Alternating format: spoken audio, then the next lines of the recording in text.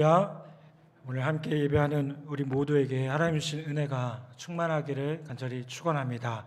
또 우리 이 현장에서뿐만 아니라 또 영상으로 참여하는 우리 모든 성도들에게 하나님의 놀라운 은혜가 가득하기를 간절히 축원합니다. 그리스도인으로서 이 땅을 살아가는 모습은 겉사람은 회피하지만 속사람은 날로 새로워지는 그런 모습으로 살아갑니다. 이는 우리가 돌아보는 것이 단순히 보이는 것만이 아니라 보이지 않는 영원한 것을 소망하는 것임을 사도 바울은 말씀합니다. 사실 세상을 살아가면서요, 믿음을 가지기 어려운 것은요, 보이지 않는 것과 보이는 것의 관계 때문임을 보게 됩니다.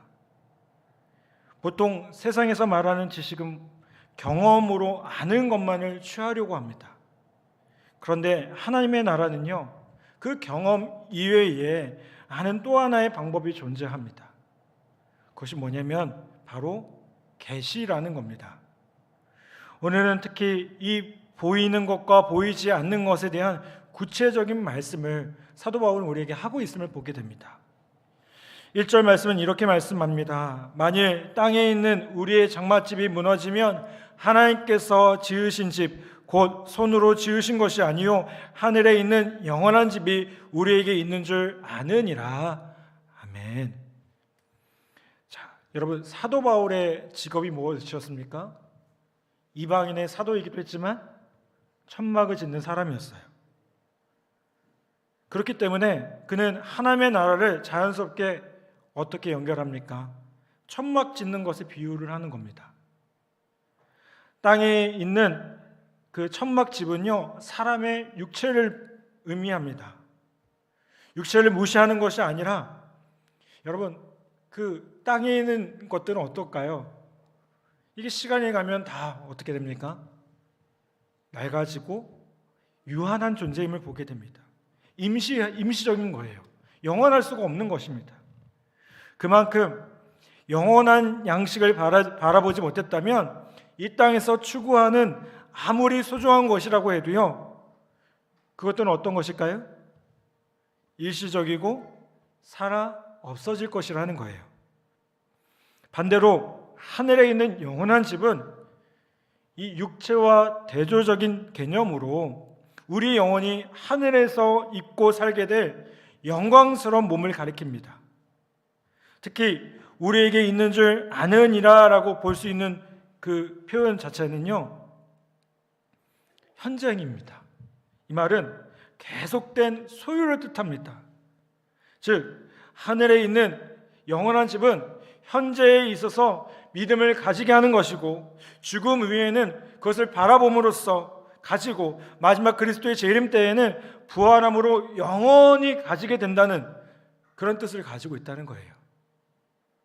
여러분, 지금은 썩어지고 사라지고 한 줌의 재로 돌아갈 수밖에 없는 이 육체가 주님께서 다시 오셨을 때 각자의 그 세상의 흙으로 돌아갔던 먼지들이 일어나서 다시금 어떻게 될까요?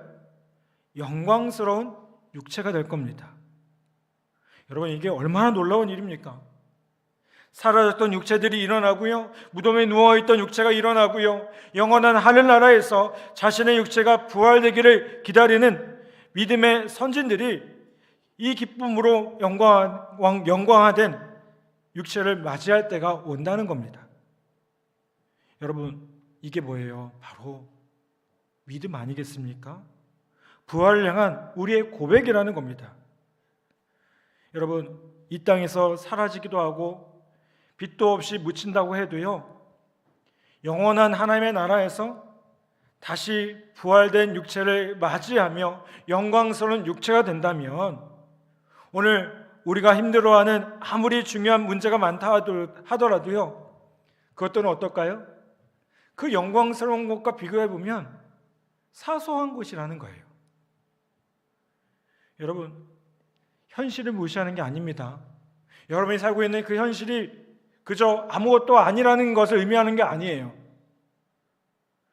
우리에게 약속된 것이 너무나도 크고 너무나도 귀하기 때문에 그거와 비교해 보면 우리의 현실에서 느끼는 것들은 어떨까요? 상대적으로 작다는 거예요. 여러분, 오늘 우리에게 약속된 그 하나님의 나라를 다시 한번 바라보며 소망하며 나아가는 우리 모두 되기를 간절히 바랍니다.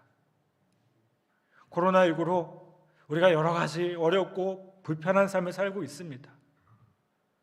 또 군인 가족으로 살다 보면 여러 가지 어려운 삶을 살아갑니다. 제가 군목으로 사역하다 보니까요, 참 많이 드리는 예배 가운데 한 가지 뭐냐면 이사 예배예요. 올해도 연초에 얼마나 많이 드렸는지 모르겠어요. 우리 교회는 또 더더구나 그렇더라고요. 이게 과정들이 자꾸 바뀌다 보니까요, 많이 가시고 또 많이 오고. 이사라는 그 과정이 여러분 어떻습니까? 쉽지가 않아요. 저 역시도 마찬가지입니다. 저도 군목으로 사역하면서 이게 때 되면 이사를 해야 돼요. 저 역시 군인이니까. 근데 그게 처음에는 좀 즐거울지 모르겠지만 이게 정말 스트레스가 되더라고요. 그런데 여러분, 아무리 그렇다 하더라도 우리가 돌아가야 될 본향, 우리가 가야 될 그곳이 있다고 생각하면 어떻습니까?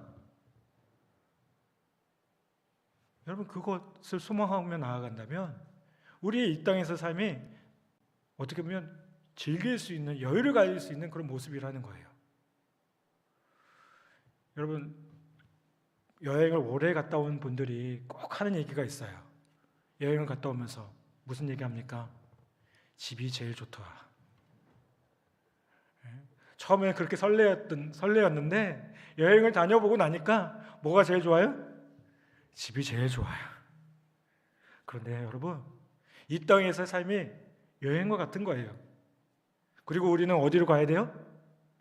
집으로 들어가야 돼요. 우리가 그토록 기대하고 소망하는, 아멘? 여러분, 그것을 소망하며 그 소망을 가지고 나아가는 우리 모두 되기를 간절히 바랍니다. 2절부터 3절까지 또 이렇게 말씀을 하죠. 참으로 우리가 여기 있어 탄식하며 하늘로부터 오는 우리 처소를 덧입기를 간절히 사모하노라. 이렇게 입으면 우리가 벗은 자도로 발견되지 않으려 함이라. 아멘. 사도 바울은 우리의 육체의 탄식을 단순히 고통 가운데 삶에 대해 묻어나는 아픔으로 보지 않아요. 오히려 영원한 처소를 덧입기를 원하는 간절한 소망으로 고백되어짐을 보게 됩니다. 이는 우리의 영과 혼과 몸에 일치된 기도가 바로 영광화된 육체로서의 부활이며 하나님의 나라에 대한 동참이라는 것을 강조하는 표현이라는 거예요. 유대인들은 죽음 이후의 세계로서의 그 스올에 들어가면 그곳에서는 벗음몸으로 존재한다고 믿었답니다. 그래서 바울은 뭐라고 얘기합니까? 육체를 떠난 영혼은 마치 옷을 벗은 몸과 같다라고 비유하고 있는 겁니다. 즉, 사람이 죽고 난 후 주님께서 다시 오실 때까지의 기간에 옷을 입지 않는 영혼의 존재가 되기보다는 오히려 어떻다고요? 그리스도께서 우리가 생존할 당시에 재림하셔서 우리의 육체가 그대로 신령한 몸으로 변화되기를 원하고 있다는 겁니다. 그렇기 때문에 지금 사도 바울은 어떤 표현을 씁니까? 부활의 영광을 덧입는다. 부활의 영광을 입는다라고 표현하고 있어요. 여러분, 이거는 지금도 마찬가지입니다. 우리가 살아가고 있는 이때에 주님이 다시 오신다면 어떻습니까? 우리의 몸은 변화될 겁니다. 죽음이라는 과정을 거치지 않고요, 마치 엘리야와 에녹처럼 살아서 영광화된 육체로 우리의 몸이 그렇게 변화될 겁니다. 여러분, 이거 얼마나 복된 일이겠습니까? 얼마나 감사한 일이겠습니까? 그런데 중요한 건 뭘까요? 그 시기와 그때는 알 수 있습니까? 없어요. 한때 우리나라의 이단들이 참 많이 얘기했던 게 뭐예요? 몇 월 며칠 몇 시에 주님이 온다. 어떻게 압니까? 성경에 나와 있지 않아요. 그때와 그 시를 알 수 없다고 했어요.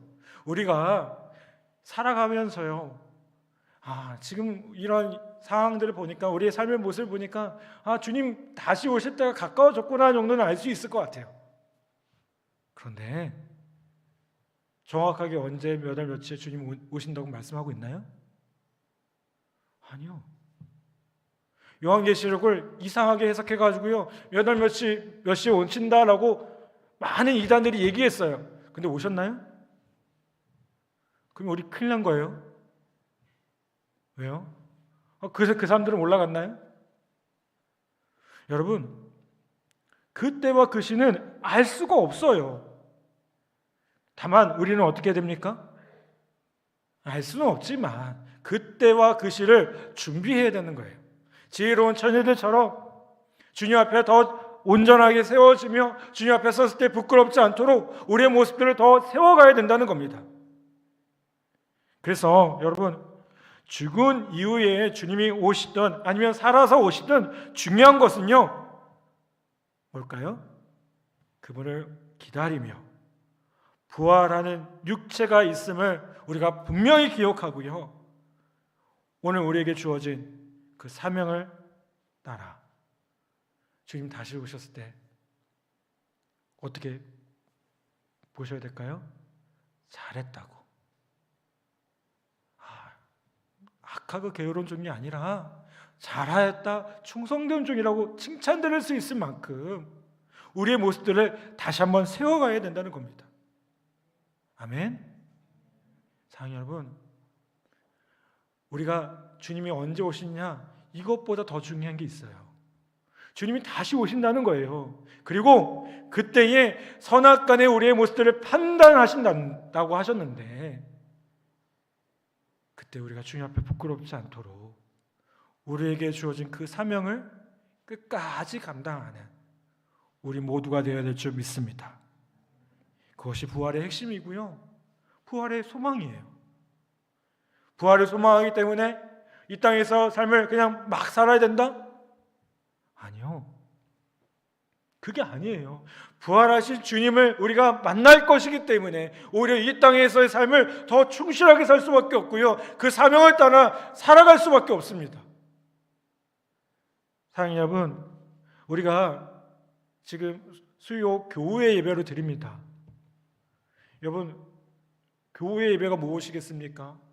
우리에게 주어진 국방대와 합동대라는 그 삶의 자리에서 우리가 더 하나님을 바라보고 의지하기 위해 모인 겁니다. 아멘. 국방대와 합동대의 복음화를 위해서 그것을 간절히 기도하며 나아가는 겁니다. 그것이 우리의 사명이기 때문에 그래요. 주님 물어보실 거예요. 그때 뭐 했어? 그때 뭐 했어?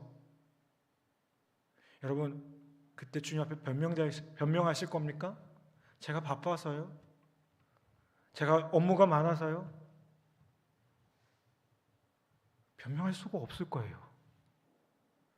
오히려 지금 우리에게 주어진 그 기회, 우리에게 주어진 그 시간들을 우리가 기억하고 그 사명들을 열심히 감당함으로 주님 앞에 칭찬드릴 만한 모습으로 다시 한번 세워지는 우리 모두가 되기를 간절히 바랍니다.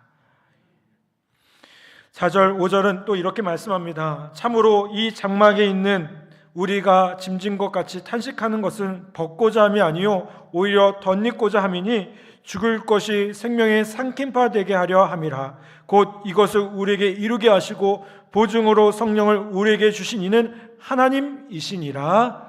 아멘. 여러분, 부활의 보증은 누구일까요?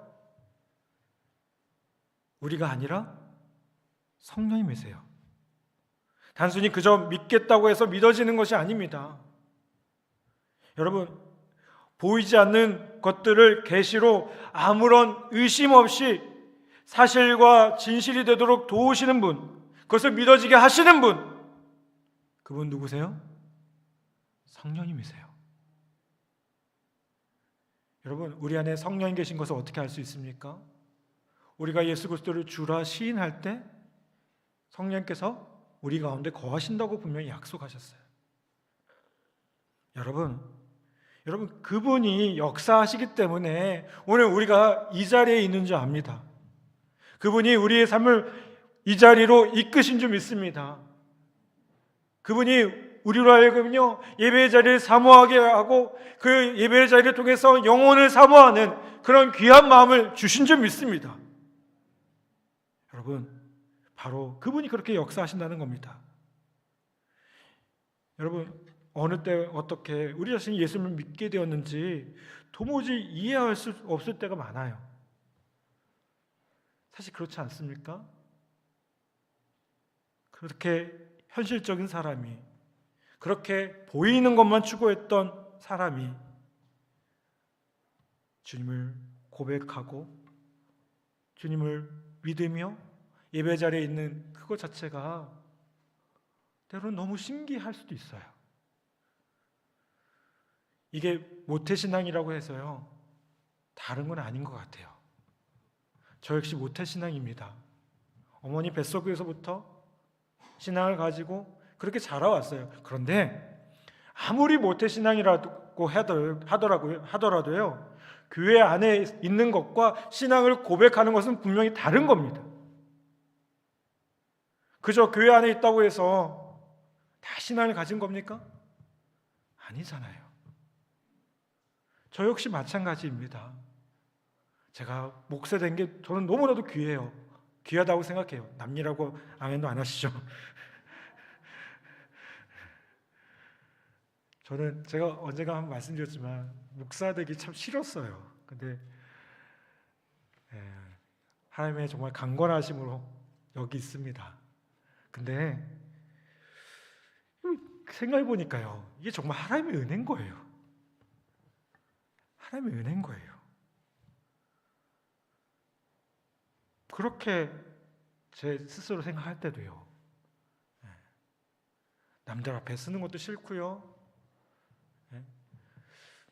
그 교회 여러 가지 그런 것들을 하는 그 모습, 목사님들 모습을 보면서 난 저거 도대체 할 수가 없는데 그랬던 제가 벌써 군목으로 15년이 넘게 지금까지 사역하고 있는 것 자체가 저한테는 정말 큰 은혜인 것 같아요. 그런데 이게 저만의 고백이 아니죠. 여기 있는 우리 모두의 고백인 줄 믿습니다. 아멘. 여러분, 이게 내가 한 겁니까? 내가 믿어서 여기까지 온 겁니까? 그럼 그거 나의 공로겠죠. 그런데 성경은 분명히 말합니다. 나의 공로 없고 오로지 뭐라고요? 하나님의 은혜로다. 나 된 것은 하나님의 은혜다. 사도 바울이 고백하는 그 고백이 우리 모두의 고백이라는 겁니다.